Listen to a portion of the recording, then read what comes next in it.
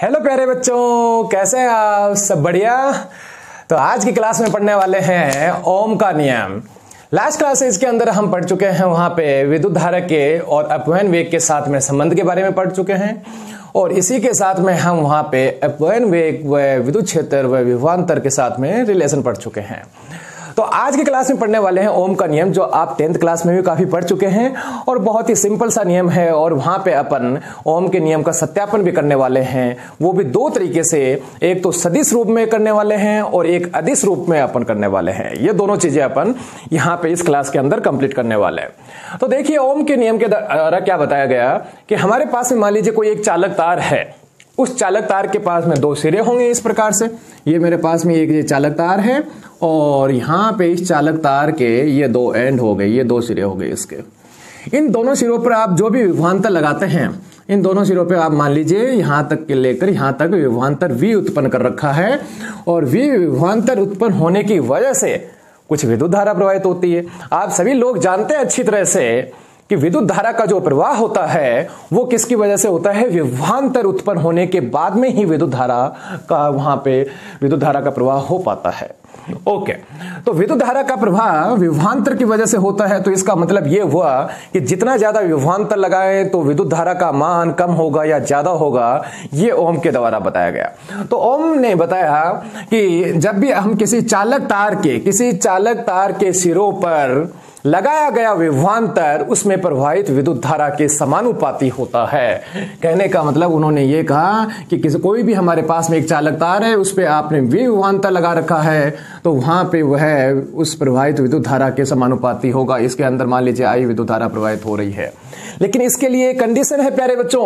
Condition ये है कि यहाँ पे हमारे पास में इस चालक तार का न तो तापमान बदलना चाहिए, न इसका अनुप्रस्थ काट क्षेत्रफल बदलना चाहिए, न इसकी लंबाई बदलनी चाहिए और न ही यहाँ पे कुछ प्रेशर है, वो सारी चीजें। मतलब कहने का मतलब सभी भौतिक राशियों को नियत मानते हुए, तो ओम के द्वारा ये कहा गया कि सभी भौतिक राशियों को नियत रखते हुए किसी चालक तार पर लगाया गया विभवांतर उसमें प्रवाहित विद्युत धारा के समानुपाती होता है। ओके, तो समानुपाती होता है तो आपको पता ही है प्यारे बच्चों कि जब भी अपन समानुपाती का चिन्ह हटाते हैं तो हमारे पास में एक समानुपाती नियतांक आ जाता है। तो यहाँ पे जो समानुपाती नियतांक आता है वो आता है R। तो V is equal to RI, ये हमारे पास में समानुपाती नियतांक आ जाता है और यहाँ पे समानुपाती के चिन्ह को हटते ही बराबर का चिन्ह आ जाता है। ये जो हमारे पास में R समानुपाती नियतांक आया है, ये कौन है? ये है प्रतिरोध है। ये प्रतिरोध है, तो ये प्रतिरोध है, विद्युत प्रतिरोध कहा जाता है इसको। अब इस प्रतिरोध की वैल्यू कितनी होती है, किस पे ये निर्भर करता है, ये सारी चीजें अपन नेक्स्ट क्लास के अंदर देखेंगे। यहाँ पे सिर्फ अपन ओम के नियम के बारे में और ओम के नियम के सत्यापन के बारे में दो मेथड से सदिश रूप अदिश रूप से पढ़ने वाले हैं। तो यहाँ पे I की वैल्यू कितनी हो सकती है? I की वैल्यू हो सकती है इसी फॉर्मूले से I is equal to V upon R, और R निकालना चाहते हैं तो V अपॉन I से निकाल सकते हैं। लेकिन एक बात याद रखिएगा प्यारे बच्चों, यहाँ पे जो प्रतिरोध होता है वो V और I पे निर्भर नहीं करता है। आप ये सोचें कि मैं यहाँ पे मान लीजिए विभवांतर कम लगाता हूं तो यहाँ पे V को बदलने से या I को बदलने से R की वैल्यू बदल जाती है? नहीं बदलती है। R की वैल्यू V और I पे निर्भर नहीं करती है। क्यों नहीं करती है प्यारे बच्चों? क्योंकि आप V को बढ़ाएंगे तो I भी बढ़ेगा प्यारे बच्चों। और यहाँ पे हमारे पास में इस फॉर्मूले के अंदर ये कैसा संबंध आ रखा है? इनके मध्य रेखीय संबंध आ रखा है। और जब भी दो भौतिक राशियों के मध्य रेखीय संबंध होता है और वहां पे कोई समानुपाती नियतांक आता है तो उसकी वैल्यू उन भौतिक राशियों पे निर्भर नहीं करती है। क्योंकि आप देख सकते हैं, क्योंकि V को बढ़ाएंगे आप तो यहाँ पे I भी बढ़ने वाला है और R के साथ में V का कैसा रिलेशन है? समानुपाती का, मतलब ऊपर की ओर आ रहा है। तो यहाँ पे आप इसको बढ़ाएंगे तो R भी बढ़ेगा, लेकिन नीचे वाला I जैसे बढ़ेगा तो उसकी वजह से आपको पता है व्युत्क्रमानुपाती, तो इसके अंदर घटेगा। तो इधर जितना बढ़ा उतना ही वो घट गया। तो R की वैल्यू हमारे पास में नियत बनी रहती है। R की वैल्यू वहां पे परिवर्तित नहीं होती है। किनकी वजह से? V और I के बदलने से R की वैल्यू नहीं बदलती है। अब किनकी वजह से बदलती है वो अपन नेक्स्ट क्लास के अंदर देखेंगे जब विद्युत प्रतिरोध के बारे में पढ़ने वाले हैं। ओके, अब बात करते हैं अपन यहाँ पे कुछ ग्राफ बनाते हैं कि V और I के साथ में कैसा ग्राफ बनने वाला है। तो आप यहाँ पे देख सकते हैं, ये मैंने यहाँ पे इधर V लिया, इधर I लिया। V और I के साथ में मैं ग्राफ बनाता हूं तो आप देख सकते हैं V और I के रिलेशन कैसा है, समानुपाती का। तो समानुपाती में ग्राफ कैसा बनता है, एक सरल रेखा बनेगी और कुछ मान लीजिए हमारे पास में थीटा एंगल बना रही है। थीटा कौन बना रही है, तो आप यहाँ पे टेन थीटा निकालेंगे तो टेन थीटा इक्वल टू क्या हो जाएगा, मान लीजिए यहां से मैं लंब डालता हूं तो ये तो क्या होगा, V होगा, इधर ये I होगा। तो टेन थीटा का फॉर्मूला हमारा लाल बट्टा से कक्का से क्या होता है, लंब अपॉन आधार। तो लंब क्या है हमारे पास, V अपॉन I। तो V अपॉन I ये आ गया। V अपॉन I किसका फॉर्मूला है प्यारे बच्चों, R का। मतलब टेन थीटा इक्वल टू कितना आ गया हमारे पास में, R आ गया। और ये टेन थीटा किसको बताता है, ढाल को बताता है, ग्राफ की ढाल को बताता है।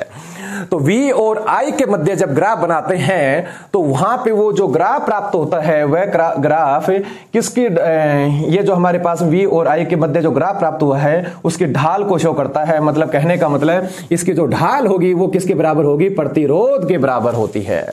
ठीक है, ओके। अब ग्राफ ऐसे भी बन सकता है, मतलब आप इस साइड में I ले लो और इस साइड में V ले लो, तब भी हमारे पास में कुछ ऐसा ही बनेगा। यहां पे मैं इस बार अल्फा ले लेता हूं तो टेन अल्फा निकालूं तो यहां से मैं वापस से लंब डालता हूं तो यहां पे टेन अल्फा इक्वल टू क्या आ जाएगा, I अपॉन V। और I अपॉन V तो किसी का फॉर्मूला नहीं होता, लेकिन मैं इसको पलटी मार दूं तो पलटी मारने पर one upon ten alpha is equal to V upon I, ये फॉर्मूला हो जाता है। ये फॉर्मूला किसका हो जाता है भाई, R का हो जाता है। Okay, one upon ten alpha कौन होता है, कोट अल्फा। मतलब कहने का मतलब आप I और V के साथ में ग्राफ बनाएंगे तो cot alpha is equal to, मतलब कोट अल्फा बोलो कोट थीटा बोलो, वो किसके बराबर होता है, प्रतिरोध के बराबर होता है। मतलब यहाँ पे जो हमारे पास में ढाल आती है मतलब वो व्युत्क्रमानुपाती में, मतलब व्युत्क्रम उसका उल्टा होकर निकलती है यहाँ पे I और V के बीच में ग्राफ और ये V और I के बीच में ग्राफ। ठीक है प्यारे बच्चों, अब इसके बाद में अपन आगे बात करते हैं। नेक्स्ट है हमारे पास में कि V is equal to IR होता है या नहीं होता है, इस चीज के बारे में बात करते हैं, इसका सत्यापन करते हैं। वो बात अपन सत्यापन कितने तरीके से करने वाले हैं, दो तरीके से यहाँ पे इसका सत्यापन करने वाले हैं। पहला अपन करने वाले हैं अदिश रूप से और उसके बाद में अपन यहाँ पे करेंगे सदिश रूप से। दोनों तरीके से अपन इसका सत्यापन देखने वाले हैं। तो देखिए प्यारे बच्चों, अदिश रूप से पहला अपन कर रहे हैं अदिश रूप से, अदिश। ओके, मान लीजिए मेरे पास में एक चालक तार है, स्मॉल एल लंबाई का चालक तार है। ये मेरे पास में चालक तार है, इसके इस सिरे पर और इस सिरे पर दोनों पे विभवांतर V उत्पन्न हो रखा है। मैं थोड़ा सा डायग्राम बना देता हूं आपके लिए फिर से समझने के लिए। यहां पे मेरे पास में एक ये चालक तार है और यहां पर इसके ऊपर ये बैटरी लगी हुई है और बैटरी ये विभवांतर V और ये, और यहाँ पे हमारे पास में इस चालक तार की जो लंबाई है वो L है और ये उच्च विभव हो गया हाई पोटेंशियल और ये लो पोटेंशियल निम्न विभव हो गया। ओके, आपको पता है जो इलेक्ट्रॉन होते हैं वो किधर गति करते हैं, निम्न विभव से उच्च विभव की ओर, और ये सारा मामला फिट और ये I विद्युत धारा प्रवाहित हो रही है इस पूरे सर्किट के अंदर। कोई दिक्कत मेरे बच्चों? ओके, अब आपको क्या करना है, यहाँ पे हमारे पास में ये बात करनी है कि V इज इक्वल टू जो IR होता है उसको आपको प्रूफ करना है, उसको आपको सत्यापित करना है। तो उसको सत्यापित करने के लिए मेरे पास में V लग रखा है, V पोटेंशियल डिफरेंस, I विद्युत धारा प्रवाहित हो रही है। तो हमने एक रिलेशन निकाला था, याद हो तो आपको, विद्युत धारा व अपव्यय वेग के मध्य संबंध। तो क्या आया था, I is equal to NeAVD। यहाँ पे A कौन है, अनुप्रस्थ काट क्षेत्रफल, E कौन है, इलेक्ट्रॉन का आवेश, N कौन है, ये जो मेरे पास में चालक तार ले रखा है, जो चालक तार है स्मॉल l लंबाई का, उसका हमारे मुक्त इलेक्ट्रॉन घनत्व है। तो वो किस पे निर्भर करता है, वो सभी के लिए अलग अलग होता है। ठीक है प्यारे बच्चों? ओके, अब इसके बाद में ये मेरे पास में इक्वेशन नंबर फर्स्ट आई। VD का मान रखिए, VD का मान आपके पास में कितना आया था प्यारे बच्चों, EV अपॉन ML टाउ, यही आया था इक्वेशन नंबर 2। ये 2 का मान यहाँ पे 1 के अंदर रखने पर, 2 की वैल्यू, समीकरण 2 का मान 1 के अंदर रखने पर ऐसा आप लिखना होगा आपको। आप साथ साथ में नोट्स बनाते जाइए और जैसा जैसा मैं बोल रहा हूं वैसा वैसा आप लिखने की कोशिश करें। तो I इज इक्वल टू कितना हो जाएगा, यहां लिखता है NEA और ये जैसे लिखा जाएगा तो EVML टाउ। ओके, तो I इज इक्वल टू कितना हो जाएगा, NE, ये 2 बार है E स्क्वायर A और ये V और टाउ और नीचे ML। ओके, तो I इज इक्वल टू कितना हो गया, इनको थोड़ा सा आप V को साइड में कर लो, ये लीजिए, कोई दिक्कत। हमारे पास में जो ओम्स लॉ होता है वो तो आप जानते हैं अच्छी तरह से, V is equal to I, मतलब IR या जो भी है आर आई ऐसा होता है। ओके, मतलब v इज इक्वल टू बनाना पड़ेगा, तो v इज इक्वल टू बनाना पड़ेगा तो यहाँ पे इनके पक्षांतरण कर दो, तो यहाँ पे ये एम एल ऊपर चला जाएगा और ये एन ई स्क्वायर ए टाउ और ये आई आ जाएगा, ये लीजिए। यही ओम का नियम है। आप ध्यान से यहाँ पे देखेंगे प्यारे बच्चों, तो यहाँ पे आप प्यार से देखिए, यहाँ पे मेरे पास में स्मॉल m कौन है, इलेक्ट्रॉन का द्रव्यमान है, l कौन है, इस चालक तार की लंबाई है, n कौन है, स्मॉल n कौन है, यहाँ पे इलेक्ट्रॉन, मुक्त इलेक्ट्रॉनों का घनत्व है, इलेक्ट्रॉन का आवेश है e, और a है अनुप्रस्थ काल क्षेत्रफल और टाउ है विश्रांति काल। तो यहाँ पे ये जितने भी भौतिक राशियां हैं ये सारी की सारी, एक बार आपने कोई चालक तार ले लिया है तो ये सारी की सारी नियत रहेंगी, ये बदलने वाली नहीं है, ये बदलने वाली नहीं है। तो प्यारे बच्चों यहां पे हमारे पास में ये सारे के सारे मान नियत हुए, तो नियत राशि के लिए मैं एक डिफाइन कर देता हूं। क्या डिफाइन करते हैं अपन, आर डिफाइन करते हैं।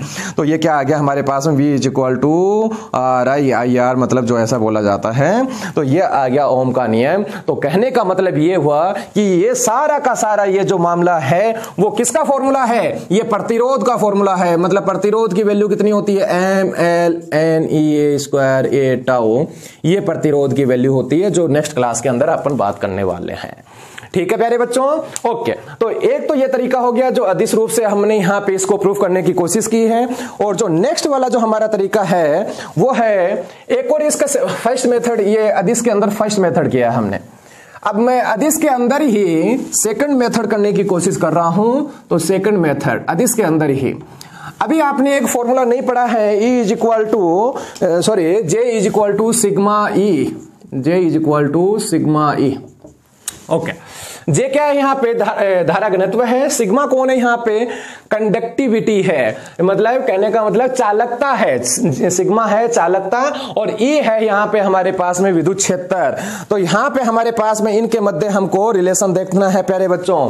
तो रिलेशन देखना है तो जे का फॉर्मूला लगाइए, जे इज इक्वल टू कितना होता है, आई अपॉन ए। ओके, और सिग्मा को आप एक बार सिग्मा रहने दीजिए, और यहाँ पे हमारे पास में ई की वैल्यू रखिए।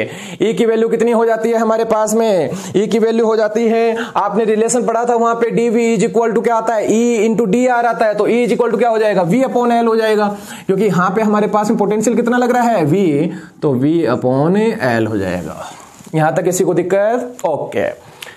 अब इसके बाद में हम क्या कर रहे हैं, यहाँ पे हमको तो निकालना है v is equal to I R निकालना है, तो मतलब v इज इक्वल टू, तो ये v है सारा का सारा इधर शिफ्ट कीजिए, तो शिफ्ट करेंगे आपके पास में v is equal to l तो ऊपर चला जाएगा, और जैसे ही l ऊपर गया और ये सिग्मा है वो कहाँ आ जाएगा, नीचे आ जाएगा, और ये a, और यहाँ पे i ऊपर रहेगा। ओके, तो क्या बनाना था हमको बनाना था v is equal to R I लेके आना था। आप देख सकते हैं v is equal to R I, मतलब ये किसकी वैल्यू है, r की वैल्यू है।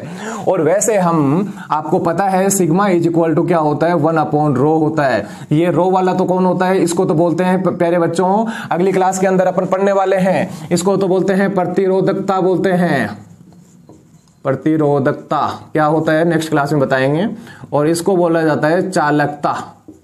ओके, दोनों एक दूसरे के व्युत्क्रम होते हैं, दोनों एक दूसरे के उल्टे होते हैं, चालकता और प्रतिरोधकता। तो यहाँ पे इस सिग्मा की जगह अपन ये वैल्यू पुट करूंगा तो क्या आ जाएगा हमारे पास में, रो एल अपॉन ए आई। ये भी हमारे पास में आप देख सकते हैं एल है वो लंबाई है वो फिक्स है, अनुप्रस्थ काट क्षेत्रफल है, आपने एक बार कोई चालकता ले लिया तो वो भी फिक्स है, तो ये दोनों चीजें फिक्स है और रो भी फिक्स है। तो रो ये सारी चीजें फिक्स होने की वजह से आप यहाँ पे क्या लिख सकते हैं कि ये हमारे पास में कहने का मतलब ये क्या हुआ, हमारे पास में कांस्टेंट हुआ, तो v समानुपाती क्या है हमारे पास में i, समानुपाती का चिन्ह हटाते हो तो क्या आता है हमारे पास में r आता है, ये आ गया, मतलब ये किसकी वैल्यू है, r की वैल्यू है। तो प्यारे बच्चों r का एक और फॉर्मूला आ गया है, तो r के हमारे पास में 3 फॉर्मूले हो चुके हैं। एक फॉर्मूला तो हो चुका है ये वाला जो नीचे लिखा हुआ है, एक वो हो गया r is equal to rho L upon A. Okay, अब नेक्स्ट है सदिश रूप से भी अपन देख लेते हैं। सदिश रूप देखिए, अभी अपन ने ये जो 2 मेथड देखे हैं इसके अंदर ये अदिश रूप से अपन ने देखा था, यहाँ पे ये वाला भी अदिश वाला और ये वाला भी अदिश वाला ही है, 2 मेथड से अपन ने कंप्लीट किया है। नेक्स्ट वाला है हमारा सदिश रूप से हम देखने वाले हैं, तो सदिश रूप से हमारे पास में कितनी वैल्यू आती है वो सारी चीजें हम बात करने वाले हैं। तो चलिए बच्चों स्टार्ट करते हैं कि वापस से इसी फॉर्मूले से स्टार्ट होने वाला है। ये जो हमारे पास में आई वाला फॉर्मूला है इसी को लिखिए सदिश रूप के अंदर। I is equal to NEAVD equation number 1। आपके पास में एक VD का फॉर्मूला आया था जिसके अंदर E आया था, तो E capital E upon M tau. Equation number 2 की वैल्यू 1 के अंदर रखिए। जैसे आप 2 की वैल्यू 1 के अंदर रखेंगे, देखिए प्यारे बच्चों यहां पे तो अपन ने V रखा है, मतलब ये वाला फॉर्मूला रखा है, E is equal to V upon L आ रखा था, ये वाला फॉर्मूला रखा है यहाँ पे, क्योंकि अपने को यहाँ पे अदिश वाला निकालना था। और जो हमारा विभवांतर होता है वो कैसी राशि होता है? अदिश राशि होता है। और यहाँ पे E कैसी राशि होता है? सदिश राशि होता है, तो इसलिए E वाला रख रहे हैं। तो I इज इक्वल टू कितना आ जाएगा? NEA और E अपॉन M ये टाउ। ओके, अब यहां पे आप थोड़ा सा यहां पे कार्रवाई और कर दीजिएगा। और कार्रवाई करेंगे तो यहां पे इस आई को, मतलब आई के नीचे ये इस ए को लेके आओ, तो I upon A is equal to NE। चलिए इसको पूरा फुल फाइनल लिखते हैं। कितना आ जाएगा हमारे पास में? NE square E upon M tau. I upon A किसका फॉर्मूला होता है प्यारे बच्चों? जे का फॉर्मूला होता है। तो जे इज इक्वल टू कितना आ गया हमारे पास में? NE square E upon M tau. यहां तक ये कंप्लीट हुआ। अब आप यहां पे देख सकते हैं सभी प्यारे बच्चे, आप देख सकते हैं कि यहां पे N आ रखा है, वो हमारे पास में क्या होता है? मुक्त इलेक्ट्रॉन घनत्व होता है, जिसकी वैल्यू फिक्स है, वो बदलने वाला नहीं है। इलेक्ट्रॉन का आवेश है वो भी नहीं बदलने वाला है।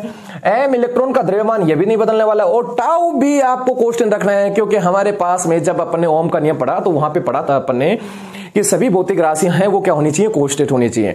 अदरवाइज तो क्या हो जाएगा? टेम्परेचर बढ़ाते हैं, तापमान बढ़ाते हैं, तो हमारे पास में टाउ की वैल्यू कम हो जाती है। ओके, तो ये सभी कांस्टेंट होने की वजह से यहां पे मैं इस टाउ को थोड़ा सा इधर लिख देता हूं, ई को इधर लिख लेता हूं। मतलब कहने का मतलब ये पूरा का पूरा मान है वो क्या आ रहा है? कांस्टेंट आ रहा है। नियतांक है, नियत है सारा का सारा। तो आप क्या कह सकते हैं? जे समानुपाती E। कहने का मतलब जितना ज्यादा आप विद्युत क्षेत्र अप्लाई करोगे उतना ही ज्यादा वहां पे धारा घनत्व बनने वाला है। घनत्व का मान बढ़ जाएगा, विद्युत धारा का घनत्व का मान बढ़ जाएगा। मतलब आवेश है वो पास पास में होंगे, पास पास में गति करेंगे। ओके प्यारे बच्चों, तो यहां पे आप जैसे ये समानुपाती का चिन्ह हटाओगे तो समानुपाती का चिन्ह हटाने पे हमारे पास में क्या आ जाता है? ये सिग्मा की वैल्यू होती है, J is equal to sigma E, जो आपने अभी अभी ऊपर वाला जो फॉर्मूला लिखा था वो यहीं से लिखा था प्यारे बच्चों। तो यहां पे हमारे पास में आप कह रहे हो कि सर सदिश रूप में लिखना है, सदिश रूप में लिखना है तो कैसे लिखा जाएगा? J vector is equal to sigma E vector, ऐसे लिखा जाएगा। ओके, आप सिग्मा को ये लिखना चाहते हैं, 1 अपॉन रो लिखना चाहते हैं, तो कुछ ऐसा लिखा जाएगा, E इज इक्वल टू रो, और ये इधर आ जाएगा जे आ जाएगा, फिर कुछ ऐसा लिख दिया जाएगा। तो आप देख सकते हैं हम यहाँ पे बात करना चाहते थे कि हमको क्या करना था, यहाँ पे हमको इसको सदिश रूप में व्यक्त करना था। तो आप देख सकते हैं ये सदिश रूप में आ गया है, और ये वाला हमारे पास में किसके रूप में है? अदिश रूप में है। इसके भी 2 मेथड हैं, तो इसका भी ये लीजिए, ये फर्स्ट मेथड, और अब करते हैं सेकंड मेथड स्टार्ट करते हैं। तो आपके पास में यहाँ पे इसको ज्ञात करने के हमारे पास में 3 तरीके हो गए हैं प्यारे बच्चों।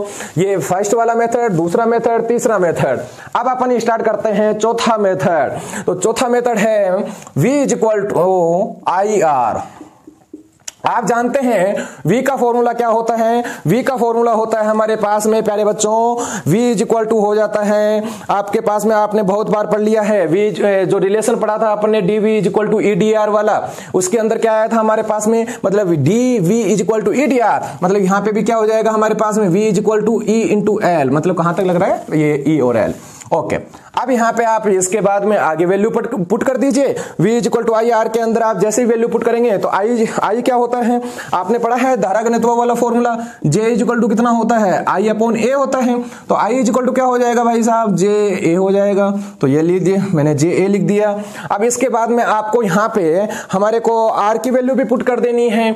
R की वैल्यू कहाँ पे है? ये रही R की वैल्यू, ये वाली रख दो। तो जैसे आप ये वाली वैल्यू रखोगे तो ये आ जाएगा। ओके, अब कुछ कट रहा है वो काट दीजिए। ए से ए ये कट गया, एल से एल ये कट गया, तो E इज इक्वल टू कितना आ गया? जे रो आ गया। ये लीजिए, ये कंप्लीट हुआ। मतलब E इज इक्वल टू, आपके पास में देखिए वैसा का वैसा ही आया प्यारे बच्चों। तो ये आ गया, ये हमारे पास में सदिश रूप आ गया। तो ओम के नियम का सदिश रूप में सत्यापन पूछे तब आप इस मेथड से कर दें या इस मेथड से कर दें, और अदिश रूप में पूछे तो ये वाला कर दें। ठीक है प्यारे बच्चों, तो यहाँ पे ये हमारे पास में ओम के नियम का सत्यापन कंप्लीट हुआ। तो जिसको भी स्क्रीनशॉट लेना है वो ले लीजिएगा जल्दी से।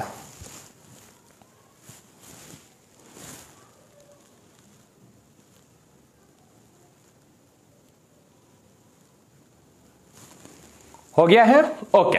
अब इसके बाद में एक छोटी सी और बात करते हैं अपने, ओमीय युक्तियां क्या होती हैं, ये क्वेश्चन पूछा जाता है और कई जगह ये वर्ड्स यूज भी होते हैं। ओमीय युक्तियां और अनोमीय युक्तियां क्या होती हैं?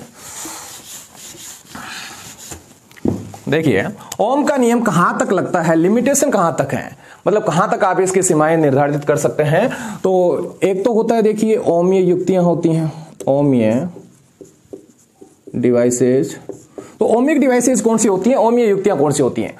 ऐसी युक्तियां जहां पर विद्युत विभवांतर का मान बढ़ाने पर विद्युत धारा का मान भी बढ़ता जाता है, मतलब समानुपाती रेखीय संबंध रखते हैं विभवांतर के साथ में और विद्युत धारा के साथ में इस रेखीय संबंध होता है, वो युक्तियां होती हैं हमारी ओमीय युक्तियां होती हैं। तो कहने का मतलब ये हुआ कि ओमीय युक्तियां कौन सी होंगी? ऐसी युक्तियां जो ओम के नियम की पालना करती हैं। ओम के नियम की पालना का मतलब क्या होता है? V समानुपाती I, और इसे ओमीय प्रतिरोध कहते हैं। मतलब वहां पे जो हमारे पास में प्रतिरोध होता है उसको ओमीय प्रतिरोध कह देते हैं। अब यहाँ पे आपको पता ही है इसके लिए ग्राफ कैसा बनता है प्यारे बच्चों, कुछ ऐसा बनता है V और I के साथ में। अब ये ओमीय युक्तियां मतलब ओमीय प्रतिरोध होते कौन से? जितनी भी हमारी मेटल होती हैं, धातुएं होती हैं, वो सारी के सारी ओम के नियम की पालना करती हैं। लेकिन इसमें आपको एक पॉइंट ऐड करने की जरूरत है प्यारे बच्चों, जब अपन निम्न ताप की बात करते हैं, लो टेम्परेचर की बात करते हैं, तब तक तो ये नियम सही है, लेकिन उच्च तापमान पे ये नियम सही नहीं है। क्योंकि प्यारे बच्चों, जैसे जैसे आप टेम्परेचर बढ़ाएंगे, मतलब कहने का मतलब विभवांतर का मान बढ़ाएंगे, टेम्परेचर बढ़ाएंगे, तो यहां पे हमारे पास में मुक्त इलेक्ट्रॉन, एक बार मान लीजिए कि हमारे पास में मुक्त इलेक्ट्रॉन 100 है किसी एटम के पास में, तो वहां मतलब पूरे इलेक्ट्रॉन 100 हैं, तो वहां पे पहले से 50 निकले हुए हैं और आपने टेम्परेचर बढ़ा बढ़ा के वहां पे और इलेक्ट्रॉनों को निकाल दिया है, और लास्ट में जाके इलेक्ट्रॉन वहां पे खत्म हो गए, तो वहां पे मुक्त इलेक्ट्रॉन का मान नहीं बढ़ने वाला है। और नहीं बढ़ने वाला है तो वहां पे हमारे पास में प्रतिरोध बढ़ने लग जाता है। क्यों बढ़ने लग जाता है? वो इसलिए बढ़ने लग जाता है क्योंकि फास्ट चलने लगते हैं वो, और फास्ट चलने की वजह से वहां पे कोलिजन फास्ट होता है और टाउ का मान गिर जाता है, और टाउ का मान गिर जाने की वजह से प्रतिरोध बढ़ जाता है, और प्रतिरोध बढ़ने की वजह से हमारे पास में थोड़ा सा ग्राफ कुछ ऐसा हो जाता है प्यारे बच्चों, समानुपाती ना चल के कुछ ऐसा क्वेश्चन बना रहता है।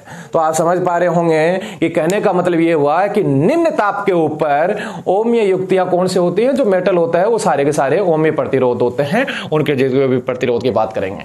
अब बात करते हैं अनोमीय की, बात करते हैं अनोमीय कौन से होते हैं? जो ओम के नियम की पालना नहीं करते, मतलब ये समानुपाती I नहीं आता है, वो सारे के सारे ओमीय युक्तियां हो जाती हैं, और वो प्रतिरोध क्या होता है? ओमीय प्रतिरोध होता है।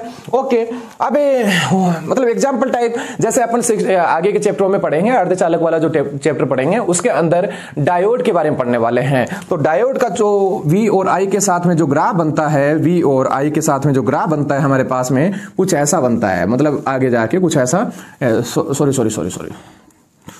कुछ ऐसा ग्राफ बनता है, और इधर जब बनाते हैं इस साइड में कुछ ऐसा बनता है, ऐसे ग्राफ बनता है। मतलब समानुपाती ग्राफ नहीं है, समानुपाती ग्राफ होता है सीधी सी लाइन प्राप्त होती है हमको, लेकिन ऐसा प्राप्त नहीं हो रहा है।